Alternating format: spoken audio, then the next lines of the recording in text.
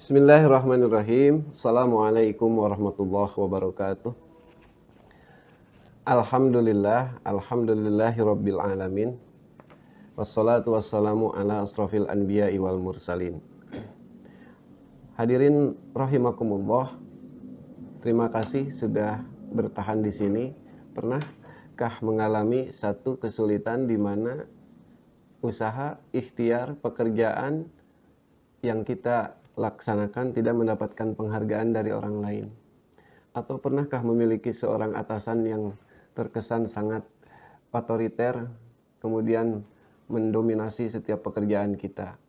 Atau mungkin punyakah ada kita seorang guru memiliki murid yang sangat sulit untuk dikendalikan, diatur, sehingga jauh dari kata-kata berakhlakul karimah?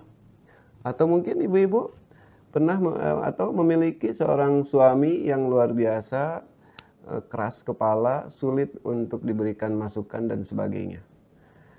Semua itu kita akan coba bahas di pertemuan hari ini. So, semoga tetap bertahan di sini. Kita akan bahas satu persatu sesuai dengan kapasitas waktu yang kita miliki. Hadirin rahimakumullah, adalah manusia, insan yang memiliki keterbatasan. Itulah sudah menjadi fitrah diri kita semuanya. Allah menjadikan kita sebagai khalifah fil ardh. Khalifah artinya secara bahasa yang makhluk yang berganti. Kita menggantikan orang tua kita, kemudian suatu saat kita pun akan digantikan oleh anak cucu kita. Dari zaman ke zaman, waktu ke waktu memberikan pertanda bahwa kita ini adalah makhluk yang fana. Sementara masalahnya adalah sejauh mana kebermanfaatan kita sebagaimana yang Rasulullah pernah rasakan, yang pernah Rasulullah ajarkan kepada kita. Muhammad SAW melalui tulisan-tulisan para ahli orang barat bahkan sekalipun menempatkan Nabi Muhammad sebagai orang yang paling bermanfaat, orang yang paling besar dari masanya, dari masa ke masa. Ia tidak tergerus oleh waktu, zaman, dan sebagainya. Bahkan nama Muhammad menjadi sebuah nama yang paling banyak dipergunakan oleh manusia di seluruh bumi ini dari zaman ke zaman. Hadirin rahimakumullah. Lalu bagaimana dengan kita? Sama, intinya adalah kebermanfaatan. Mari kita buka satu persatu tentang kemanfaatan kita. Hadirin rahimakumullah, kita adalah sosok yang memiliki 3 unsur penting, yaitu akal, kemudian jasad, dan satu lagi yang tak kalah penting walaupun tidak nampak, yaitu ruh. Akal memberikan arahan kepada kita untuk bagaimana mencapai sesuatu. Maka akal perlu diberikan nutrisi atau makanan atau yang bisa membuatnya tetap berkembang. Apa itu? Yaitu pengetahuan. Dari mana pengetahuan didapat? Dari ilmu yang kita dapatkan, pengalaman yang kita raih. Itu akal akan membimbing kita menuju sesuatu, menuju tujuan yang kita harapkan. Yang kedua, jasad. Sama seperti saat ini kita berpuasa. Jasad sedang diuji dengan puasa, dengan saum. Kita bertahan karena tadi kita sahur. Jauh lebih manfaat daripada yang tidak sahur. Saat kita lapar, kita harus makan. Saat kita haus, kita harus minum. Saat kita sakit, harus diberi obat. Saat kita pusing, maka harus ada antisipasi untuk itu. Dan yang terakhir, yaitu ruh. Ruh itu untuk apa? Ruh itu adalah sesuatu yang tidak nampak, tapi nampak memberikan spirit, motivasi, alasan sesuatu, alasan kita melakukan sesuatu.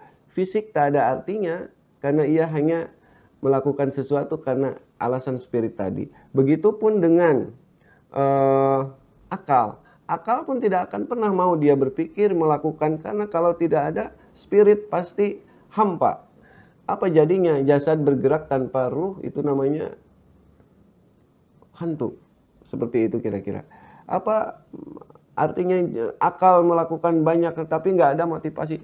Itu artinya kita melakukan sesuatu tanpa arah yang jelas. Hadirin rahimakumullah, oleh karenanya manusia dengan bekal tadi diharapkan memiliki perbuatan, menghasilkan sebuah perbuatan.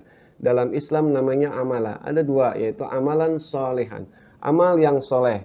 Dalam konteks kita, maka amal soleh itu disebut dengan perbuatan profesional. perbuatan yang baik, perbuatan yang memberikan manfaat, perbuatan yang jelas arah dan tujuannya. Hadirin rahimakumullah, jangan sampai perbuatan yang kita lakukan tanpa arah dan tujuan yang jelas. Oleh karenanya, bagaimana kita bisa mewujudkan semua itu menjadi satu kesatuan, menjadi satu padu? Maka panggilan kepada kita yang pertama adalah dilakukan untuk menambah imun di dalam iman kita. Apa itu? Orang yang beriman transaksinya jelas, transaksi sebagai seorang mukmin. Maka transaksi seorang mukmin yang lahir adalah amalan yang soleh, tidak mungkin akal dibimbing untuk melakukan sesuatu pekerjaan kalau ia tahu itu haram. Maka lampu merah X, tidak boleh kita masuk ke ranah itu. Kalau akal tahu akal ingin mencapai sesuatu, maka dia dilarang oleh ruh tadi, jangan, kamu orang yang beriman, yang ini halal, kalau yang haram tidak boleh. Orang yang memiliki iman, maka mustahil untuk melakukan itu. Begitupun dengan hal yang lain, yaitu jasad. Kita memiliki tuntutan biologis, baik itu secara fisik maupun secara ruhani, untuk melakukan sesuatu pekerjaan yang bisa memuaskan fisik kita.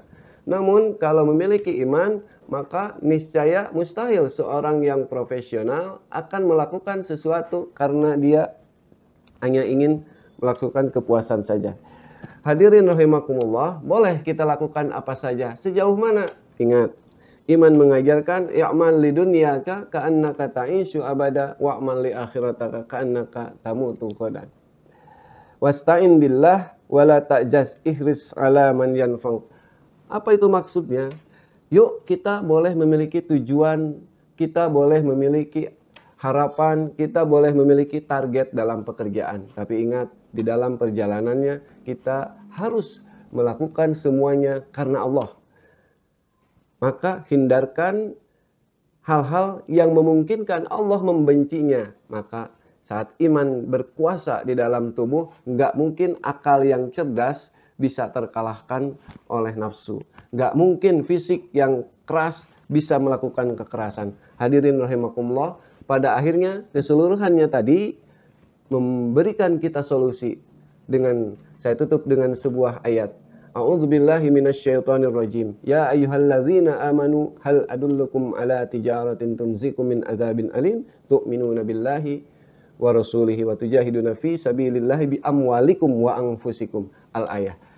Hadirin rahimakumullah, maka solusi dari kesemuanya itu adalah mari kembali lagi kepada Allah. Wahai orang yang beriman, maukah Anda diberikan keuntungan yang sebesar-besarnya saat Anda menjadi seorang pengusaha? Maukah diberikan pekerjaan yang menghasilkan banyak uang? Maukah Anda diberikan sesuatu untuk mendapatkan kepuasan?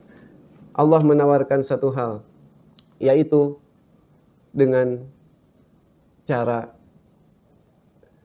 tujahiduna fi sabilillah, bersungguh-sungguh di jalan Allah. Oleh karenanya hadirin rahimakumullah, mari kita pegang ayat ini untuk menjadi bekal kita bersungguh-sungguh di jalan Allah. Aqulu qouli hadza astaghfirullahal azim li wa lakum walhamdulillahirabbil alamin. Assalamualaikum warahmatullahi wabarakatuh.